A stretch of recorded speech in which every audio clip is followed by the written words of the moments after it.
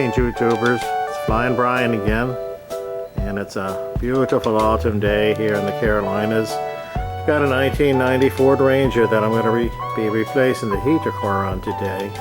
And although I've never done it myself on this particular vehicle, I've got a pretty good idea on how to do it, and I'll take you step by step, and maybe we can learn a couple things along the way.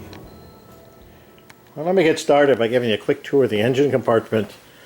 This is a 4-liter engine. Back on the firewall, there's 2 heater lines that go back in through the firewall and connect up with the heater core, which is inside the cabin. First step, drain the coolant out of the radiator and remove these 2 hoses from the heater core. I've got the water draining out of the radiator, the coolant rather. Missed it a little bit, got some on the floor, it's okay. Anyway, while this is draining, I'll go ahead and I'm going to access the inside and get to the heater core itself. Now, getting in the cabin, down on the passenger side, oops, there's a cover there I've got to get out so that I can get to the actual plenum and heater core assembly underneath. Just a minute and I'll show you how that comes out. I don't know if you can see it. Oh yeah, you can see it pretty good. There's a handful of these little like finish screws that hold this cover in. I'm going to go pull these all out and then I'll remove the cover. I'm also going to remove this glove box. I don't know if I have to really or not, but I'm going to go ahead and get it out anyway. But there's a couple little lugs up in here. You just press in on this side and this side. And the whole thing comes loose. There's a screw there. Another screw there. Let me get those out. Okay, I got the 2 screws out. This one's loose. And now it should come out. There it is. Well, it took a little bit of fiddling, but I did get the shroud out. There were 3 screws. 1, 2, 3, right there. And I kind of covered up everything. When I got those 3 out, it kind of bent down, wheel it around, and out it comes. We'll set that aside. Now I can get to the heater core cover, which should be 4 screws, and that cover will come out. So with the glove box out of the way, it makes it easy to see what's going on here. Right there is the first of the 4 screws. So get my little 1/4-inch ratchet drive on that and take that one out. Okay, that one is out.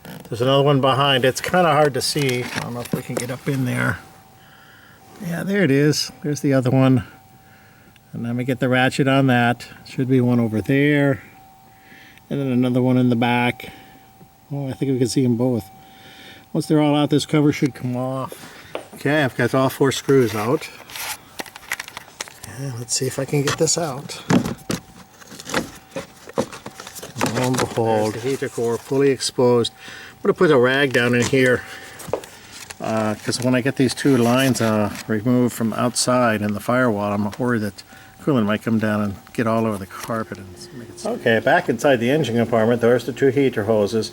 These have been replaced in the last year, so they should come off pretty easy. I will tell you, if this has been on for a long time, these could stick to the fittings and they can be a stinker to get off. Normally I just cut them off because you only lose about 3/4 of an inch.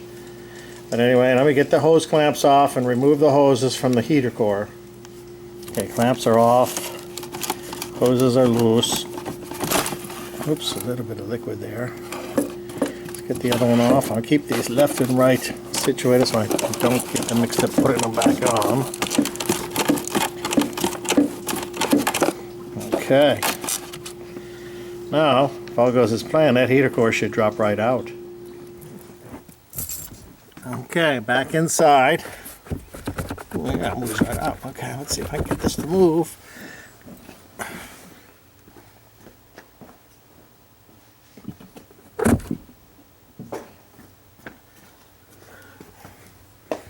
Okay. Alright, there it comes. It's pretty darn easy, if you say so. Okay, there's the old one. Well, let's see what the new one looks like fresh out of the box. Looks pretty much identical. Alright, time to get it in. Okay, the new heater core is slid up in the inlet and outlet, been pushed right through the hose, went in and actually incredibly easy, not a big deal. Now, just put the cover back on. Okay, it's all back in, the bottom cover's in.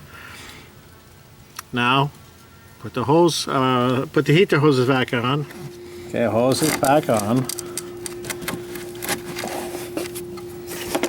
Okay. Now work those on. Hold on, let me get those worked on better.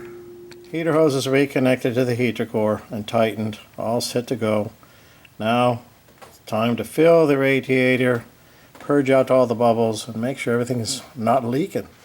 Okay, I'm going to start by filling a full gallon of brand new coolant without the engine running, get it as full as I can, and then I'll start the engine and get the coolant moving around and get it up to temperature. Okay, radiator's full. Let's just go up the temperature.